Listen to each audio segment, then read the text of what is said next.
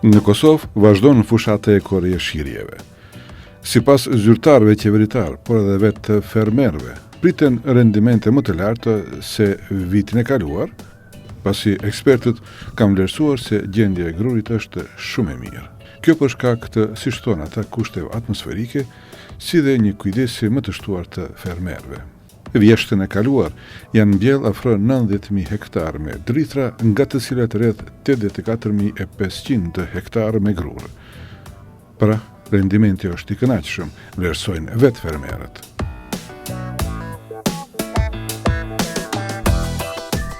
Tani, shikues nderuar, disa çaste do të kalojmë edhe me fermerët nga Çubreli. Familja Birinxhiku janë të njohur për plantacionet dhe për mbjelljen e grurit. Kanë më se 150 hektar të mbjellë me grur. Dhe tani këtu me ne është Behrami, njëri prej anëtarëve të familjes Birinxhiku. Na njoftoj si kaluan si vjetë, si ishte rendimenti në këto ngastra që i kanë pas. Po kemi kalu shumë mirë, rendimenti ka arrit mesatorja ofër 4.5 ton për hektar. Cilësia si është e grurit? Cilësia e grurit është e mirë. Keni kry shpejt korjen në afat optimal apo ende vazhdon? Në përjashtim të shiut, që në ka ndërprej 2-3 ditë, mirë kemi kalu dhe i këtë, është kërë 70% sipërfaqes tyre. Po tani plasmani keni trek, çmimi si është? Flitet që është çmimi pak i ulët si vjetë. Rendimenti në krahasim me vitet tjera është shumë i mirë, çmimi është shumë i ulët, mirë po me rendiment, po mendojmë me arrit diçka dhe shpresojmë do të jetë në çmim tjetër, se ky çmim me 16.5 nuk jemi të kënaqur, drithin jemi të deponu. Ku keni ofru për përshitje? Përshitje kemi ofruar te masporit te Goshi kompaninë Skenderaj dhe te Mulliri në Zerë në Qeflak. E kanë pranu? Jo, nuk kemi mujt me arrit një marrëveshje. Drithin e kemi deponum te Goshi, Skenderaj 300 ton dhe 300 ton te Elita Tahir Thoqi.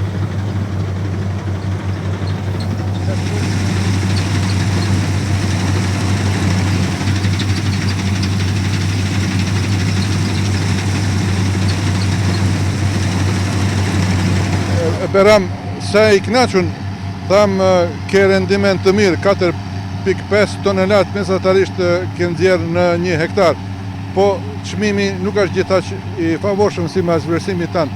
Po në përgjithësi, a je knaqur me punën që ke bërë me mbjelljen e grurit? Po na çmimin nuk e kemi bon, çmimi bëhet më larg, çmimin e bën dikush tjetër. Po si do që tjetë, na jemi të kënaqur me rendimentin, jemi të kënaqur me drithin. Çdo njeri kontribon spori vetvetes, duke kontribu vetvetes, pastaj familjes.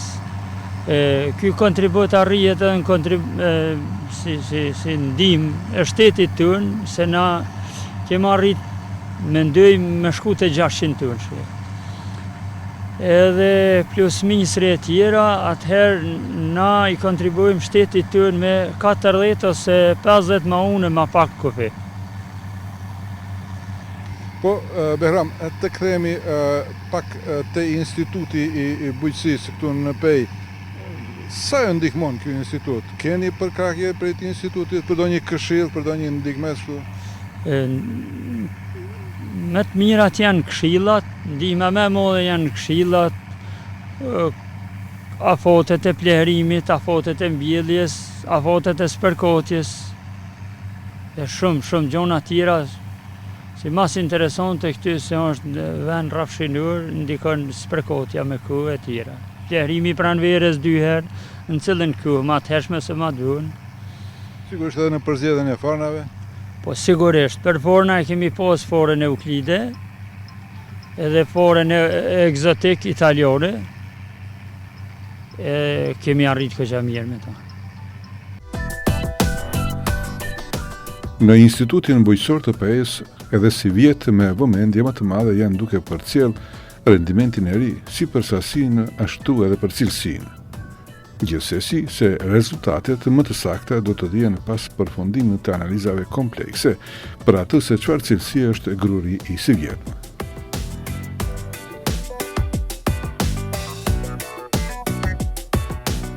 Analizat paraprake për fushat eksperimentale që i kemi kohë rreshire, që i kemi përfundu, janë përpunime sipër, po fillimisht mund të themi të konkludojmë se ky vit është një vit i suksesshëm sa i përket kulturës grurit. Do të thotë kemi një rritje të aspektin e sasisë. Pra ky vit shifet edhe me një pranverë që ka marrë me kushte të përshtatshme për kulturën e grurit dhe presim krahas sasisë kemi edhe në aspektin e cilësisë. Varësisht prej varieteteve të ndryshme, sepse ne posedojmë këtu të gjitha varietetet që janë në tregun e Kosovës, edhe ato që aplikojnë më në tregun e Kosovës dhe i kthyer në dy aspektet. Jo vetëm në aspekt cilësisë, por në aspekt edhe në sasisë edhe në cilësisë. Pra, nëse kemi një përcjellje të kësaj pjese edhe në cilësisë, atëherë mund të thojmë që është një vit i suksesshëm. Pra, ne mendojmë se krahas ngritjes së rendimentit, seleksionues dhe shumëzues të fortë duhet këta parametra duhet i kenë në konsiderat. Po nëse flasim për cilësinë, për kuantitet, tham se ka flitet për sasinë mbi mesataren për vitin e kaluar, po nëse kalojmë në anën tjetër, pse tham që ende nuk kanë përfunduar të gjitha analizat, vlerësimet për cilësinë, po çka tregojnë vlerësimet e para për përmbajtjen për cilësinë e grurit?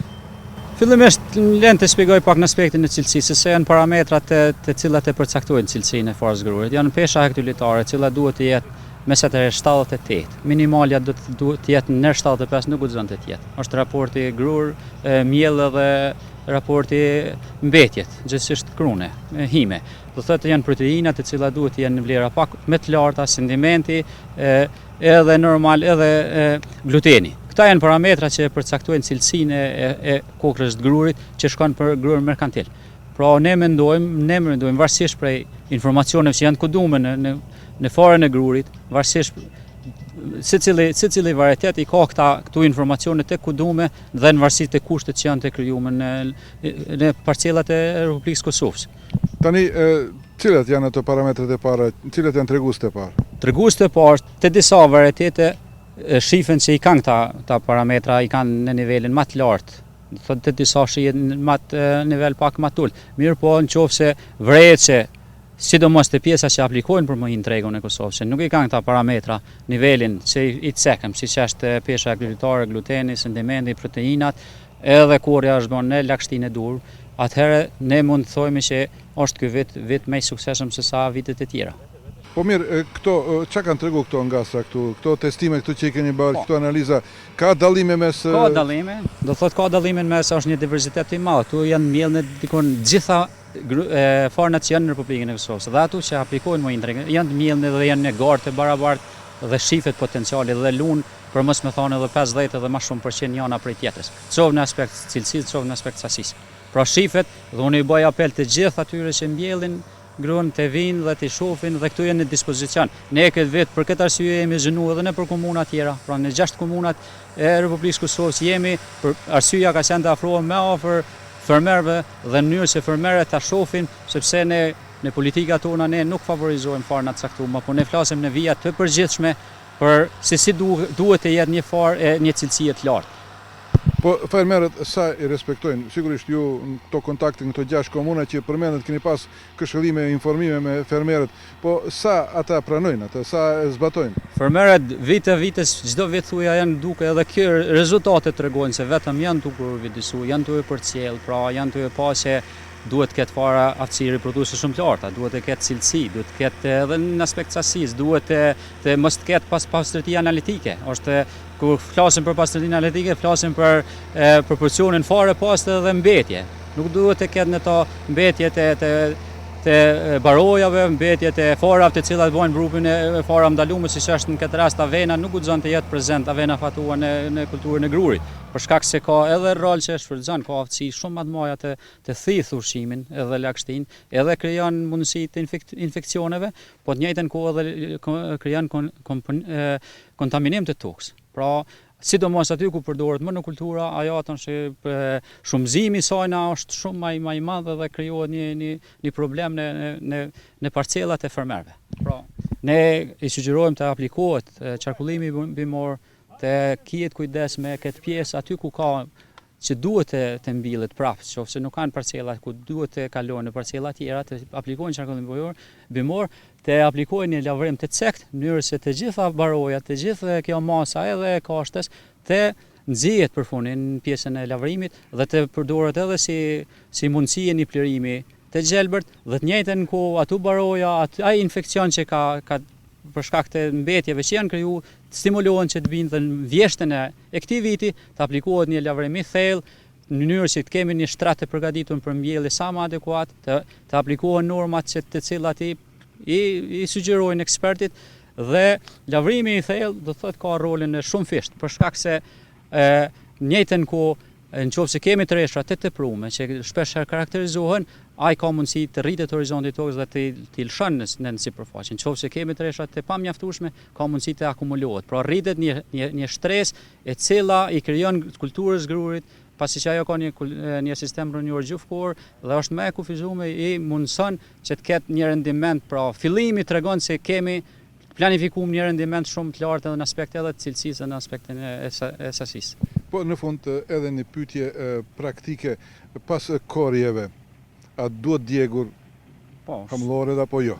Shihet ky fenomen që i përcjell fermerët, kjo është një fenomen shumë i dëmshëm, qoftë edhe për tokën, për shkak se mikroorganizmat dëmtohen dhe krijon dëme shumë të mëdha në proceset që kalon toka, pra edhe ndame që i bëhen ambientit, edhe do thotë krijon një kontaminim edhe të ambientit edhe e dëmton tokën. Ne folëm këtë pjesën e më përpashme për lavërimin e cekt. Përikrisht për të ikur në asajna, do thotë duhet të shfrytëzohet ai lavërim dhe të gjitha këtu mbetje edhe të gjithë kjo mas duhet të shfrytëzohet si plërim i ripërtritshëm.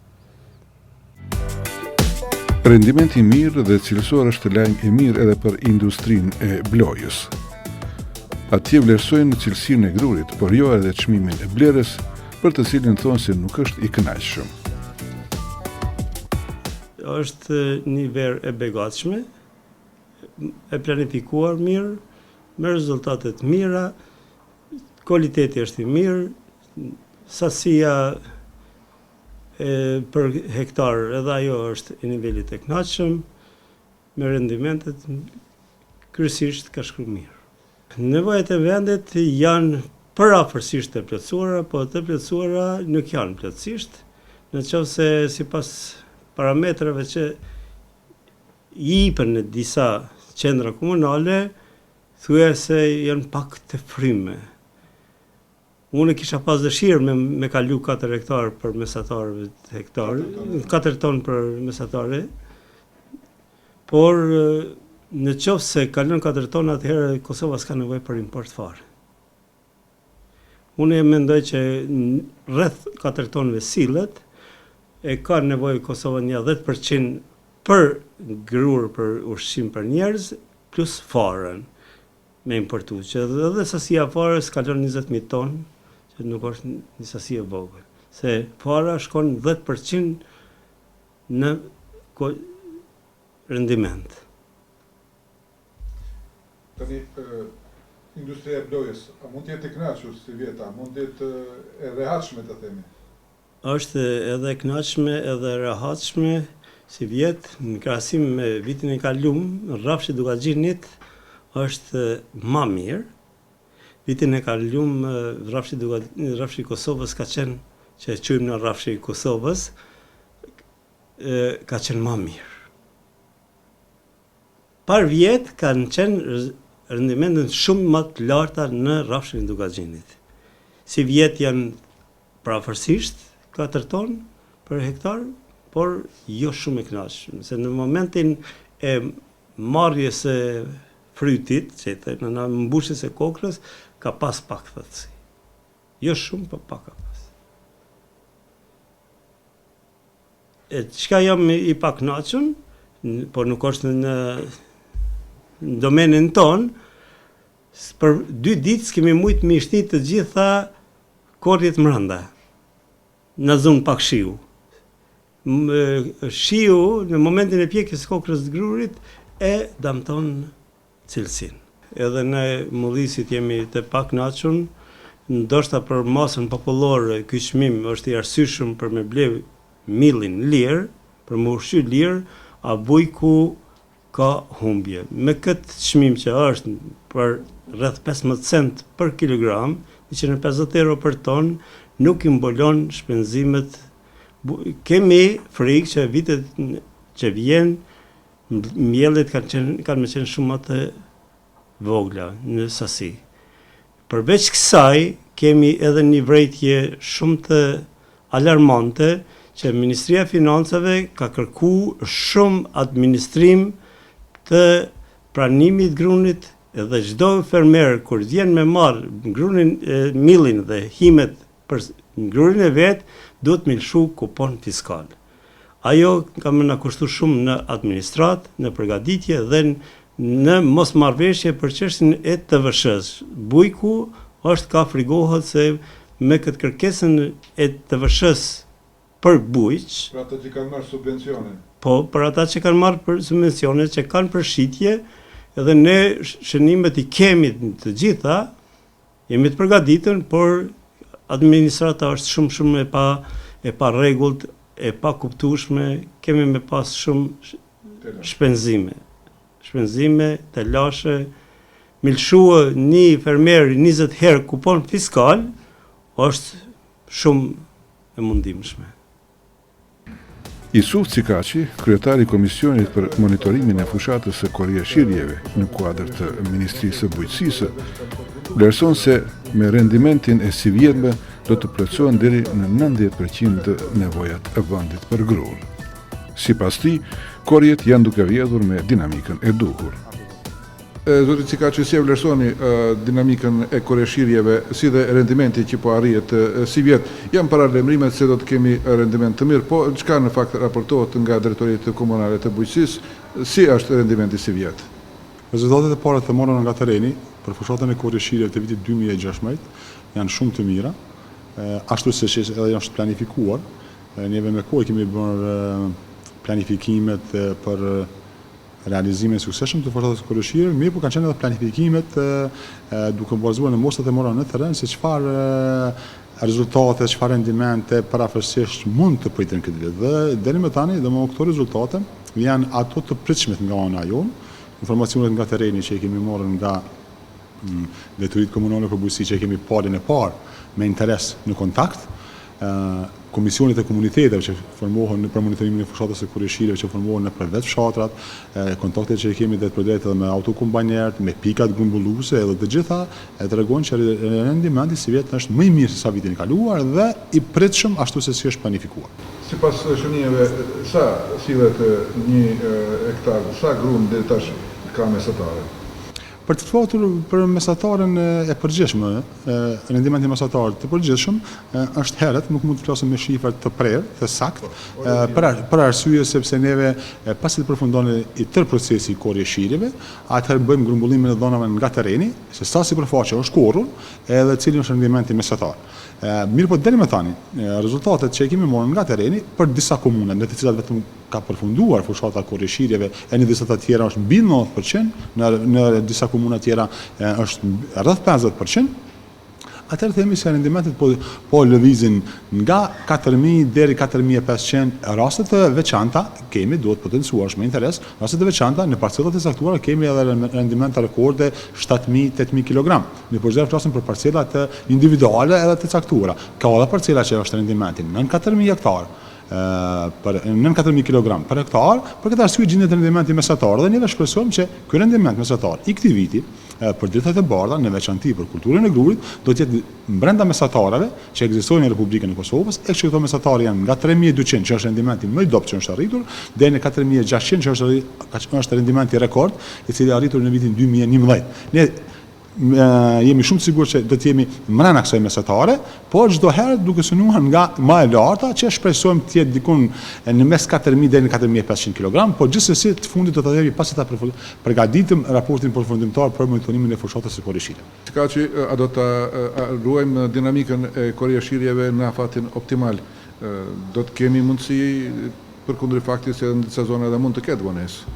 Fushata e korrjeshirjeve në Republikën e Kosovës zakonisht çdo herë duke marrë përballë kushtet klimatike që ka Kosova, zakonisht fillon nga ditët e fundit të muajit qershor ose ditët e para të muajit korrekt. Këtë ditë ka filluar në ditët e fundit të muajit qershor si zakonisht në Suarek dhe në Prizren, pastaj në mënyrë të lehtë është shtrim në mënyrë graduale edhe në komuna tjera, sipas informacioneve që tani kemi, është duke u korrë në tërë territorin e Republikës Kosovës, po përsërisë në disa vetëm ka përfunduar, me përjashtim të komunës së Dragashit, e cila ka një lartësi më të lartë mbydetare, edhe pjekja e Grurit bëhet më vonë, mirë po duhet të potencuar se edhe komuna e Dragashit ka pak sipërfaqe të mbledhur me grup, pasi është vend kodri normalor dhe kryesisht i përshtatshëm për zhvillimin e sektorit të blukterisë, jo për drithra.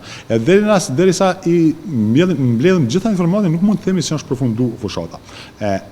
Normalisht që deri në 80% e korrjes shkon me një intensitet shumë më të shpejtë, ndërsa 20% i përfundimit të procesit të korrjeshirjes shkon më ngadalë për arsye se kryesisht vjesin viset kodrinore malore, viset më të thella, e të cilat normalisht që shkaktojnë vështirësi edhe të autokompanjerët për shkak të terrenit dhe lëvizjes nga një parcel tek tjetra, që e vështirëson dhe e ngadalson ritmin. Mirë, po ne gjithsesi jemi brenda afatit optimal. Sepse jemi ende në muajin korrekt, kjo po arrihet fal numrit të madh të mekanizmit, në këtë rast të autokombanave që ka Republika e Kosovës, edhe kodit po përfundojnë brenda një muaji çdo herë ku po lejon hapësirë edhe kushtet klimatike, sepse kushtet klimatike janë një për faktorëve kufizues, sepse vikendit që shkoi patëm rreshje të shiut, të cilat e ndërprejnë procesin e korrjeshirjeve, mirë po edhe që nga hëna ka filluar prapë me intensitet të plotë dhe presim që brenda afatit optimal edhe procesi i korrjeshirjeve të realizohet. Dhe në fund ndoshta nevojitet edhe një sqarim për ata që nuk e kanë informacionin e saktë, kush e dikton çmimin e tregut të grurit, sepse ka mjaft ankesa nga terreni, nga fermerët se çmimet janë si vjet të ulta, po kush në fakt e dikton, cakton çmimin blerës të grurit për si vjet? Po neve, ku thash, kemi bërë përgatitje për fillimin e fushatës së korrjeshirjeve, i kemi munduar që t'i përmbledhëm gjitha dhe dalëm mes qarime që mos të keq kuptime, mos informime të drejta tek fermerët, tek autokompanjerët dhe të gjitha palët tjera. Në atë takim të përbashkët, kemi marrë me gjitha drejtorit komunale për bujqësi, neve e kemi bashkë biseduar dhe kemi dalë me disa rekomandime. Njëri prej rekomandimeve ka qenë të çmimi i korrjeshirjeve. Dhe pastaj më ka pasur reagim se pse nuk e ka caktuar ministria edhe drejtorit komunale çmimin. Ne kemi dhënë sqarimin. As Ministria e Bujqësisë, as drejtorit komunale për bujqësi nuk mund të përcaktojnë çmim. As të shitjes së produktit, po as të korrjeshirjeve. Ne këtë rast po flasim për çmimin për korrjeshirje. Ne atëherë kemi dalë me një rekomandim duke i analizuar disa faktorë. Çmimin e naftës, gjendjen e gronajave, çmimin e pjesëve rezervë, të këmbimeve që duhen, edhe kemi thënë se një çmim i arsyeshëm do të ishte 100 euro për hektar, po ka qenë në formën e propozimit, duke ditur të drejtën që nuk kemi të drejtë të vendosim për çmim. Njëta gjë pastaj më njëherë pason nga ona fermerëve, që është si forma ankese, pse disa vite me radhë e bëjmë sqarimin se përcaktimi i çmimit të produktit, në këtë rast të grurit, të shitja e grurit. Po potencojmë prapë, siç e kemi potencuar disa herë, nuk ka të drejtë institucionin, ka thënë Ministria e Bujqësisë, po as institucionet e tjera ta bëjnë përcaktimin e çmimit. Përcaktimi i çmimit në ekonominë e tregut lirë vjen si rezultat i ofertës edhe i kërkesës, që në këtë rast nuk kupton dy palët, fermerët që prodhojnë, këtë rast grurin, dhe tregtarët ose pikat gumulluese të cilat e blejnë grurin, e që kryesisht çmimi diktohet nga beza botërore, sepse Kosova ka pak sipërfaqe, po edhe shtetet e rajonit që janë parreth nuk janë diktues të çmimit. Diktues të çmimit janë shtetet që prodhojnë sasi të madhe të grurit dhe e përcaktojnë bezën botërore dhe bazuar në atë bezë bëhet edhe shitja e grurit edhe në Republikën e Kosovës. Nga kjo që u tha, me një përllogaritje të thjeshtë, mbështetur në rendimentin mesatar që pritet dhe nevojat vjetore të vendit për grur, po që se rezultati përfundimtar mbetet i parashikimeve, Kosova deri në korjen e radhës do të ketë nevojë për 10% të importit të grurit.